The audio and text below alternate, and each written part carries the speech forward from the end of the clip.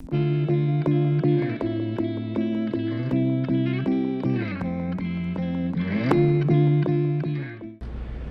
in our program, I'd like to call up JP Gladu, Canadian Council of Aboriginal Business, who is going to share comments from the Council. Thank you. As JP is coming up, I want to acknowledge as well today that Lunch, our sponsor today, is the BC Building Trade, and we are very grateful. And also, I'd like to thank Greek Seafood in advance. Greek Seafood has contributed 40 pounds of smoked salmon to the reception this afternoon. That's right, so thank you very much.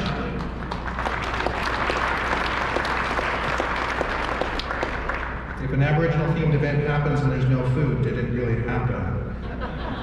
So we were very grateful. Thank you. Thank you very much. Good morning, and first of all, huge congratulations to this province. I think everybody in this room deserves an applause for the great work. As Doug said, you're leading the way. This is a big accomplishment for this province, and it's showing leadership in this country. So big congratulations. My name is JP Gladu. I'm the President and CEO for the Canadian Council for Aboriginal Business. I've been at the helm for about 7.5 years. For folks that don't know about the Council, we've been around for about 37 years. Our whole mandate is about building business relationships between Indigenous and non-Indigenous business communities for the mutual benefit. We do that through our programs, our events. We've got the best research in the world on an Indigenous economy. So I think you'd probably agree with me when I would say the last 4+ years have been extraordinary in the sense that we've had, whether you love him or not, a Prime Minister who's put Indigenous relations near the top of his government's agenda. We've had the Truth and Reconciliation Commission, as he's fondly referred to, the Justinator, Murray Sinclair, who brought all the 94 calls to action. And as well, even is Mike down in the room? Mike, we were traveling in again. We always seem to run into each other on the airplanes coming to Vancouver. But even the late Gord Downey, who called out Canadians to do better when it comes to the relationships in this country with regards to Indigenous people. So we all have a part in this conversation. We have a part, we have had a long history, and we all have a part in advancing this relationship as we go forward. So our part in CCAB is around business, and it was great that there was a business question for Doug. And we look at the part around reconciliation being around the economics. And I don't know about you, especially for my brothers and sisters in the room that have been managing poverty for a very long time, we need to start thinking about and putting action in place to manage wealth. And that's what economic reconciliation is. It's managing wealth by leveraging our people and generating wealth by managing and leveraging our people, our innovation, and our land through the relationships. So just let that sink in for a little bit, because that is a significant departure from the last 150+ years. So, reconciliation is a big challenge. We're not only talking about reconciling differences between Indigenous people and governments or Indigenous people and industry, we're also talking about reconciling differences within our own communities. No more acute than in this province when we think about the hereditary chiefs, elected councillors. Half of our population now lives in the big cities, half of our population is on the reserves. We've got a young, strong, vibrant community that has a strong voice. We've got Indigenous leaders.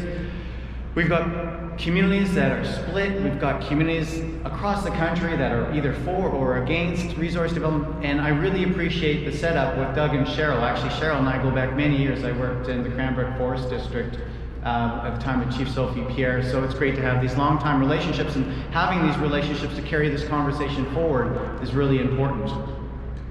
And when we start to think about the impact and the opportunity of Indigenous economy in this country, now these numbers are getting a little bit dated, but it shows the breadth and the strength of the Indigenous economy. And much of it is based on the natural resource sector, as you see here, about $12 billion in 2016, and I know those numbers have grown significantly since then as a result of our participation. Tens of thousands of our people rely on mining, oil, gas, and forestry. Thousands of our businesses rely on the resource sectors to feed our families, to grow our communities, and contribute to the regions and the provinces and the prosperity of this country. And our Aboriginal businesses, our Indigenous businesses are hungry. They've come to CCAB over the last decade or so saying, come on, Gladu, you guys got to do better in advancing the opportunities, because we're fighting all sorts of biases out there, and we need access to business opportunities. And what's been amazing is that Canadians, when we did a survey, also see that a path to prosperity, a path to reconciliation is through business. SMEs are a significant part of this country, and we have over 54,000 Indigenous businesses, and I know many of the people in the room today that are contributing in a big way to Canada's prosperity and to their communities and to their families. So if Indigenous people are asking for this, Canadians are asking for this, we must do better with regards to advancing our Indigenous economy through our SMEs. As an example, in Alberta in 2017, the businesses procured over $3.3 billion from our Indigenous entrepreneurs. $3.3 billion. And that number, even though Alberta is definitely struggling, the ratio of spend on Indigenous businesses continues to go up. And I'm going to tell you why in a bit, and I think you know the answers to that. But a big part of this is recognizing that the socioeconomic impact in our communities results in figures like this, where our people are generating significant revenue through jobs. Our people are the best at hiring and training and advocating and growing our population base in the employment industry, in generating significant income for our communities. And this has big impact, because we start to become the advocates once we start to recognize and start to be a part of economy rather than being on the outside the way we have been for way too long. So sadly, when we look at the federal government and all governments, quite frankly, including provincial, territorial, municipal, and federal governments, we've not been doing great work when it comes to procurement. In CCAB, a lot of our work around the research is because decision makers want to be able to have reliable data before they start to make policy decisions on what they can do, because nobody likes to set themselves up for failure. So we've been challenging the federal government to take a lead in this country on procurement. Because if you're procuring 0.3% of your $16 to $20 billion, you are failing at enabling the Indigenous people through the economy. We are Canada's first entrepreneurs. We know business. Now we're starting to flex our muscles in a modern context. So these numbers have to improve. And we were really excited to see that the government actually did take our recommendation of hitting a 5% floor. So we went out and we wanted to make sure that they understood that our capacity is significant. Because we've gone into many meetings, and I've been in many boardrooms and governments, and it was disclosed to me on a number of occasions that there's biases, surprise, surprise, against our people. Not only unconscious bias, but also conscious bias. There's still a lot of racism in this country. There's still a lot of people that don't believe that we have the capacity to contribute in a meaningful way. Well, that's hogwash. As you can see with these numbers here, we have the net capacity in this country at the federal level to reach 24% of their federal spend. If we were to hit 24% of the federal government spend, that would contribute another $1 billion to Canada's economy, Indigenous economy.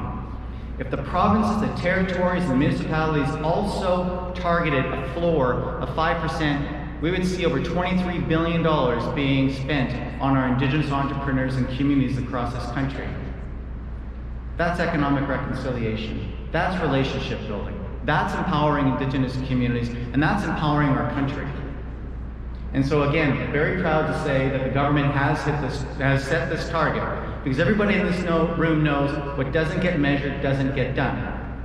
So here in the province of BC, just did a little bit of wordsmithing. I did a little bit of research, and one of the numbers that I could find online is that there's $7 billion spent in procurement in this province. If they targeted 5%, so we talk about business. Well, I guess if Doug is still in the room, a simple thing, you're not spending any more money, all you're doing is directing it to Indigenous economy. If you set 5%, that would contribute $350 million to our Indigenous entrepreneurs in this province and to the communities. So it doesn't actually take really bold steps. Sometimes it's just about common sense. It's just about taking a different approach to the way that we do build Indigenous relationships through the economy. And I just love the approach, because Jen's a good friend of mine. And we have entrepreneurs. I know we talk about the natural resource sectors, but every sector has got a significant supply chain. And I don't know what you have in your wallet, whether that's dollars or credit cards or bitcoins or whatever you have, but you have purchasing power. And organizations have purchasing power. And if you want to talk about principles of UNDRIP and empowering communities and self-determination through economies, you can think about your everyday purchasing. There are 54,000 businesses, as I've mentioned, plus, that are looking for business. They're looking for the opportunities to get into your supply chains.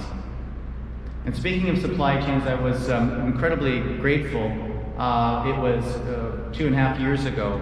My team called up Mark Little, who's now, at the time he was the COO for Suncor, and now he's the CEO of Suncor, because they do a lot of great work with Indigenous communities on oil and gas, also renewable energies. They're very much empowering Indigenous economies and leadership. And Mark agreed to be my first co-chair, and he stepped up to the front of the room. And since then, in the private sector, we have over 56 companies that have stepped up alongside with other companies, holding each other accountable to building relationships, because no one company can do it alone. And industry can't do it alone.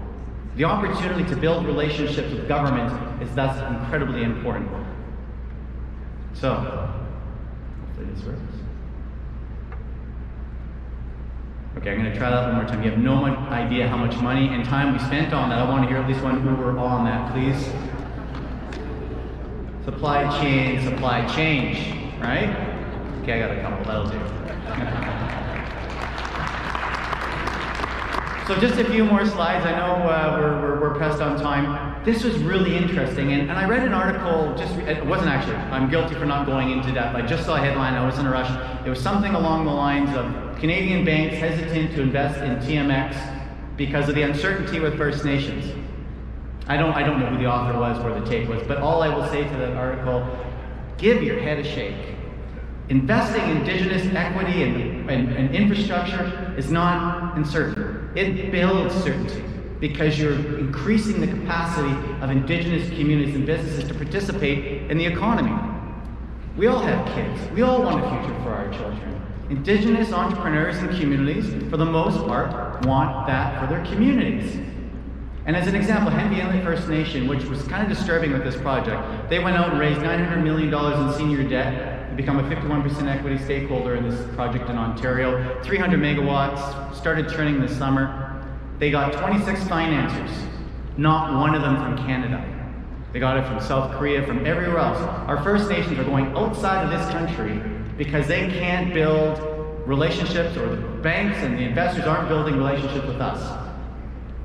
It's terrible. Here's another amazing project. This is a sign of certainty. These are Indigenous entrepreneurs and business leaders working with industry to build certainty within their projects. Where $500 million is raised by these two First Nations to be an equity stakeholder in the Suncor East Tank project. And this is absolutely, I was sad last night when I heard that Crystal wasn't going to be your chief counselor, who I've admired for years and prior to Alice. And this is the future. This is the future of Indigenous people having stake in Canada's infrastructure projects, having stake in the way that business is done, having our people at the front lines managing the impacts of our environment, having moccasins on the ground as we develop projects together and prosper together. I just want to share one last little story before I get off the stage. Now, I'm a forester. I don't think I can say, I graduated in the Native American Forestry program in the States. I did my diploma in Sioux College. My dad was a logger. My grandfather was a logger. My other grandfather worked for the Trans-Canada Pipelines in Northern Ontario on the gas lines. Both my grandmothers were residential school survivors.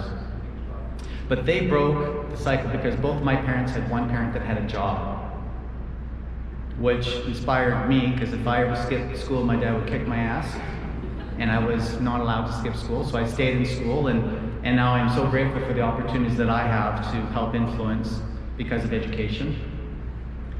And that cycle was broken by jobs. And so I went into forestry school, and my first, in the first year we were learning about, or maybe it was the second year, we were learning about grading trees, and I know I have some forestry friends in the school that have already heard this story, but it made an impact on me. Who's read Jim Prentice's book, Triple Crown? Great. If you haven't read it, please have a read. I was asked to participate on a panel in Toronto. It was a great time, and I was just taking a week off with my daughter, and I read Triple Crown. I had to reflect on the book, and one of the questions came, and what resonated with me about the former and late Jim Prentice was that he really took the time to know our communities. And so the story goes like this personally. When I was doing the forestry program, all of us technicians were on the road, and the technician was saying, what kind of tree is that, and what was the grade of that tree? I remember it was a yellow birch, and we all started yelling out grades 1, 2, or 3, 1 being high value, 2, 1 or pulp, and high value, and 3 is more pulp. We started yelling out 1s and 2s and 1s and 2s. And our prof said, you're all wrong. And we went, what do you mean? He said, not one of you got up to walk around that tree. There could be a big split down the back of it, and you wouldn't know that would be a 3. You haven't walked around it. And so if you haven't walked around the indigenous tree, you don't understand us. And if you don't understand us, how are you going to work with us and prosper with us? Thank you.